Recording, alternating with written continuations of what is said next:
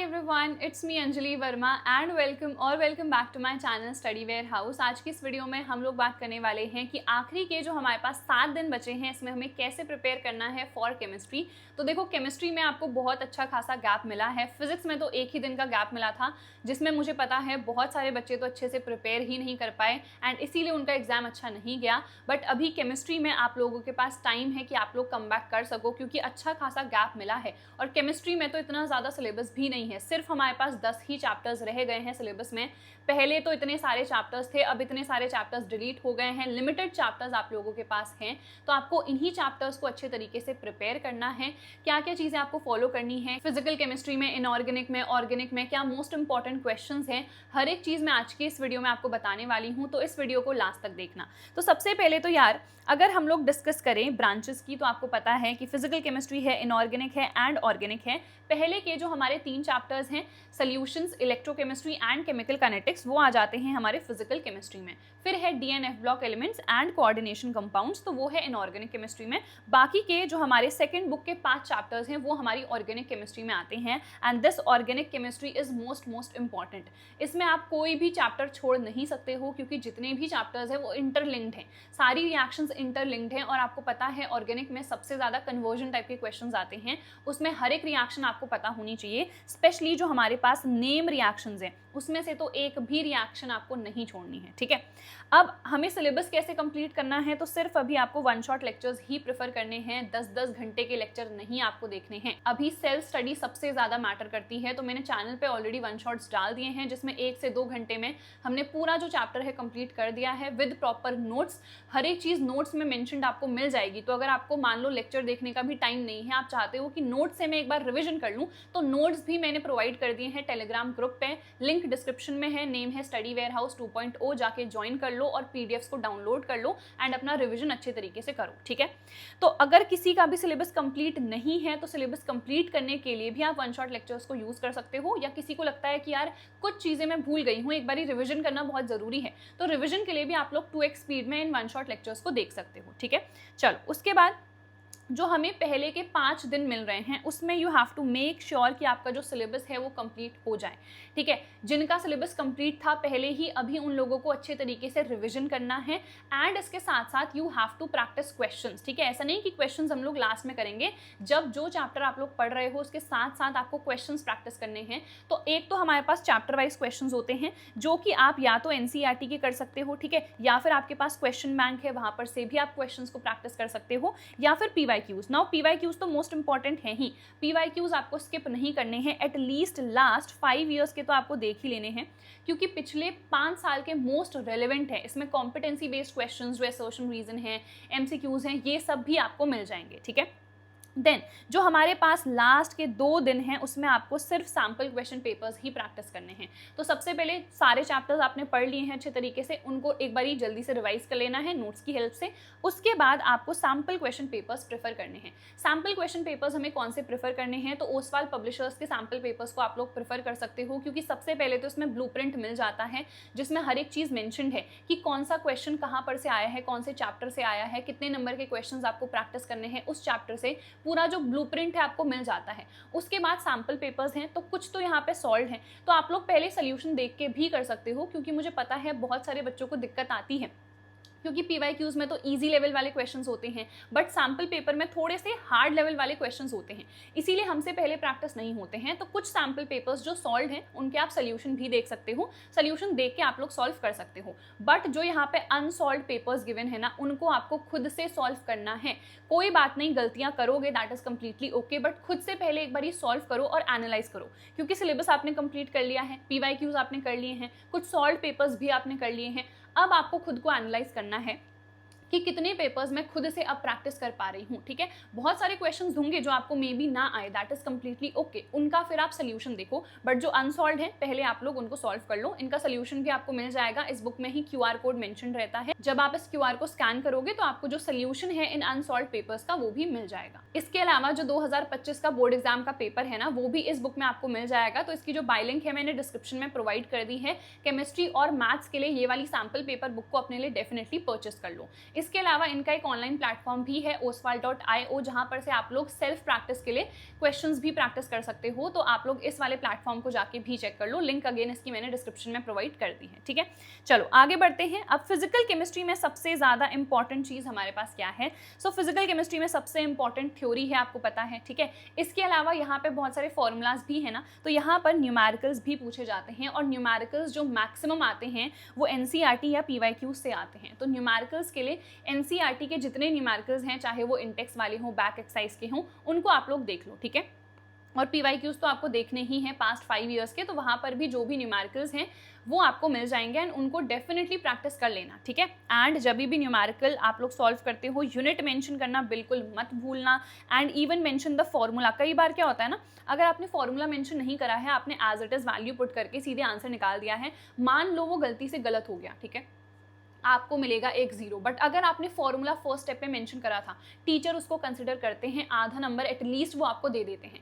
इसीलिए जब भी न्यूमेरिकल आप लोग सॉल्व कर रहे हो, you have to make sure कि सबसे पहले तो जो भी चीज़ें गिवन हैं आपने वो लिख दी, जो भी फॉर्मूला आप लोग यूज़ कर रहे हो आपने वो लिख दिया, फिर आपने कैलकुलेशन करी, लास्ट में आंसर आपने लिख दिया है, एंड एसआई यूनिट को भी आपने प्रॉपरली मेंशन करा हुआ है, ठीक है। उसके बाद PYQs and sample question paper से आपको क्वेश्चंस प्रैक्टिस करने हैं, जो कि मैंने आपको बता ही दिया है। पीवाईक्यूज से मैक्सिमम क्वेश्चंस आते हैं। 80-20 रूल के बारे में आप लोगों को पता है, जो आपके 80 क्या लिख रही हूँ मैं 80-20 रूल, ठीक है, RULE। तो ये जो 80-20 रूल है, इसके अकॉर्डिंग जो आपके 80% मार्क्स है 20% ऑफ द सिलेबस से ही आ जाएंगे, और ये 20% मोस्ट इंपॉर्टेंट है, जो कि आपको पीवाईक्यूज से पता चल जाएगा। मैंने एक वीडियो ऑलरेडी बना रखी है, जहाँ पे हर एक चैप्टर के जो मोस्ट इंपॉर्टेंट टॉपिक्स हैं वो मैंने आपको बता दिए हैं, उनको तो एटलीस्ट प्रैक्टिस करना ही करना, उनको आपको स्किप नहीं करना है, ठीक है। आई बटन पे मैं प्रोवाइड करा दूंगी, आप लोग जाके देख लेना, ठीक है। चलिए नेक्स्ट आ जाते हैं इनऑर्गेनिक केमिस्ट्री में। तो यहाँ पे हमारे 2 चैप्टर्स हैं, यहाँ पर से हर साल रिपीटेड क्वेश्चंस आते हैं। D and F block element तो बहुत ज़्यादा इंपॉर्टेंट चैप्टर है, रिपीटेड क्वेश्चंस आते हैं, जैसे ट्रांजिशन एलिमेंट्स कौन है, किनको कहते हैं, किनको नहीं कहते हैं, क्यों नहीं कहते हैं, कौन कलर्ड कंपाउंड्स बना रहे हैं, कॉम्प्लेक्स कंपाउंड्स क्यों बना रहे हैं, इस टाइप के रीजन बेस्ड क्वेश्चंस यहाँ पर से काफ़ी ज़्यादा आते हैं। एंड KMnO4, K2Cr2O7 इनकी जो प्रिपरेशन मेथड्स हैं, ऑक्सीडाइजिंग प्रॉपर्टी जो इनकी है, इससे रिलेटेड जो रिएक्शंस हैं, दे आर वेरी इंपॉर्टेंट, ठीक है। इसके अलावा रीजन बेस्ड क्वेश्चन तो मैंने आपको बता ही दिया है, ये क्यों हो रहा है, क्या रीजन है इसका। Same goes for the coordination compounds also. Coordination compound से भी काफ़ी सारे क्वेश्चन इस टाइप के आते हैं। VBT है, CFT है, आपको अच्छे तरीके से आनी चाहिए। इसके अलावा नोमेनक्लेचर हो गया हमारा, आइसोमेरिज्म, ये टॉपिक भी इंपॉर्टेंट है, जहां पर से आपके MCQs या फिर 2 मार्क के क्वेश्चंस आ सकते हैं, ठीक है। कॉन्सेप्चुअल क्वेश्चंस भी काफ़ी सारे आते हैं, तो आप लोग जब PYQs को चेक करोगे, एनालाइज करोगे, आपको खुद दिख जाएगा कि किस टाइप के क्वेश्चंस आ रहे हैं, ठीक है। चलो फिर आ जाते हैं हम ऑर्गेनिक केमिस्ट्री में। Now organic chemistry is most important. सबसे पहले तो जो हमारी कन्वर्जन रिएक्शंस हैं वो आपको डेफिनेटली आनी चाहिए, और कन्वर्जन्स आप तभी कर पाओगे जब जितनी भी रिएक्शंस हैं वो आपको अच्छे तरीके से लर्न है। रिएक्शंस लर्न करने के लिए written practice is very very important. ये मत सोचना कि नोट्स मेरे सामने आ गए हैं, बस मैंने देख लिया है कि अच्छा ठीक है इसको इसके साथ रिएक्ट कराना है, ये बन गया तो हो गया। नहीं, हम लोग भूल जाते हैं जब तक हम लोग लिखे नहीं। इसीलिए रिटन प्रैक्टिस बहुत इंपॉर्टेंट है। आयनों की बहुत सारी रिएक्शंस हैं, बट वो सारी रिएक्शंस मैंने अपने नोट्स में प्रोवाइड कर दिए, तो ऐसा नहीं है कि तुम लोग को खुद से लिख के अलग से बनानी है। नोट्स मैंने प्रोवाइड कर दिए हैं, अब उसकी रिटन प्रैक्टिस अपने रफ में अच्छे तरीके से करते रहो, ठीक है। तो इतना काम मैंने तुम्हारा आसान कर दिया है, तुम्हें नोट्स नहीं बनाने हैं, पूरे 1 शॉट लेक्चर्स मैंने दे दिए हैं, नोट्स उसके साथ साथ प्रोवाइडेड हैं, तो आपको सिर्फ वो नोट्स से अपना रिविजन करना है, और इतना तो कर ही सकते हो ना कि खुद से रिटन प्रैक्टिस करो, ठीक है। रिटन प्रैक्टिस बहुत इंपॉर्टेंट है। रिएक्शंस एक बार आपको समझ में आ गई ना, उसके बाद जो कन्वर्जन वाले क्वेश्चंस हैं उनको आप लोग प्रैक्टिस कर लेना। मैं जल्द ही वीडियो डालने वाली हूँ, तो आप जब प्रैक्टिस करोगे ना तो आपका खुद ही दिमाग चलने लगेगा कि अच्छा अगर इसको मुझे इसमें चेंज करना है तो मेरे पास ये भी अप्रोच है, ये मेथड भी कर सकती हूँ, ये मेथड भी कर सकती हूँ। तो इसीलिए इट इज़ इंपॉर्टेंट कि पहले आप लोग वीडियोस देखो, वीडियो से समझो कि इस टाइप के क्वेश्चंस मुझे कैसे प्रैक्टिस करने हैं या कैसे सॉल्व करने हैं, ठीक है। उसके बाद name reactions are most important. PYQs एक बार देख लेना, डायरेक्ट क्वेश्चन आए हैं कि ये वाली नेम रिएक्शन बता दो, ये वाली नेम रिएक्शन बता दो। तो अगर नेम रिएक्शन आप करके गए हो और एग्जाम में 3 नंबर के वो आ गए, तो एक तरीके से फ्री के नंबर है ना, क्योंकि सिर्फ कुछ नेम रिएक्शंस है, वो कुछ नेम रिएक्शंस ही आपने लर्न करी हैं एंड आपको नंबर मिल गए, ठीक है। उसके बाद मैकेनिज्म, मैकेनिज्म बहुत कम रिएक्शंस का इंपॉर्टेंट है, तो जो भी हमारे इंपॉर्टेंट वाले हैं मैंने नोट्स में प्रोवाइड करे हैं उन्हीं को देखना। उसके अलावा मैकेनिज्म हार्डली आता है, तो मैकेनिज्म पे आपको उतना ज़्यादा टाइम वेस्ट करने की ज़रूरत नहीं है अगर आपने कुछ नहीं पढ़ा है तो, ठीक है। उसके बाद टेस्ट भी आते हैं, आइडोफॉर्म टेस्ट हो गया, ल्यूकास टेस्ट है, आपको ये सब पता होने चाहिए, ठीक है। कई बार ये टेस्ट एज इट इज़ आ जाते हैं, कई बार जो कन्वर्जन वाले क्वेश्चन आते हैं ना, या फिर इसी में XYZ टाइप के क्वेश्चन आ जाते हैं कि एक X कंपाउंड है, इसकी रिएक्शन इसके साथ करा दी, लिखा रहता है ये ल्यूकास टेस्ट दे रहा है, इतने मिनट में टर्बिडिटी आ जा रही है। तो अगर आपको बेसिक टेस्ट पता है ना, तभी आप पहचान पाओगे कि ये प्राइमरी अल्कोहल है या सेकेंडरी है या टर्शरी है। इसीलिए जितने भी टेस्ट हैं वो सब अच्छे तरीके से आप लोग प्रिपेयर कर लेना, ठीक है। उसके बाद रीजन बेस्ड क्वेश्चंस भी आपके काफ़ी सारे आते हैं। 2 कंपाउंड्स दे दिए जाएंगे, 4 कंपाउंड्स दे दिए जाएंगे, इनमें से सबसे ज़्यादा एसिडिक कौन है, क्यों है, रीज़न क्या है, इलेक्ट्रॉन रिलीजिंग ग्रुप अगर अटैच कर दिए हैं तो क्या इफेक्ट पड़ रहा है एसिडिक नेचर पे, बेसिक नेचर पे, ये सारे टाइप के क्वेश्चंस आते हैं। किसका बॉइलिंग पॉइंट ज़्यादा होगा, क्यों होगा, मेन रीज़न हाइड्रोजन बॉन्डिंग होता है, ठीक है। देन उसके अलावा सॉल्युबिलिटी, अगेन तो यहाँ पे भी एक तो लाइक डिजॉल्व लाइक का कॉन्सेप्ट है। इसके अलावा आपको पता है जो हाइड्रोजन बॉन्डिंग है वो भी बहुत इंपॉर्टेंट रोल यहाँ पे प्ले करता है। तो ये जो रीजन बेस्ड टाइप के क्वेश्चंस है ना, ये सब मैंने नोट्स में प्रोवाइड कर रखे हैं, अच्छे तरीके से वहां पर से जाके पढ़ लेना, ठीक है। चलो, उसके बाद रिटन प्रैक्टिस मैंने बता दी है, रिएक्शंस के लिए बहुत बहुत इंपॉर्टेंट है, ठीक है। न्यूमेरिकल्स में हमेशा यूनिट्स को मेंशन करना, कैलकुलेशन स्पीड अपनी मेंटेन करके चलना। जहां पे आपको लग रहा है कि कोई क्वेश्चन मुझे नहीं आ रहा है उसको छोड़ देना, जो भी क्वेश्चंस आते हैं सबसे पहले जल्दी जल्दी उनको कंप्लीट करो। लास्ट में हमेशा 15 मिनट का टाइम आपके पास बचना चाहिए, सो दैट कोई गलती करी है, कोई क्वेश्चन छूट गया है तो वो आप फिर उस टाइम पीरियड में अच्छे तरीके से सॉल्व कर सको, ठीक है।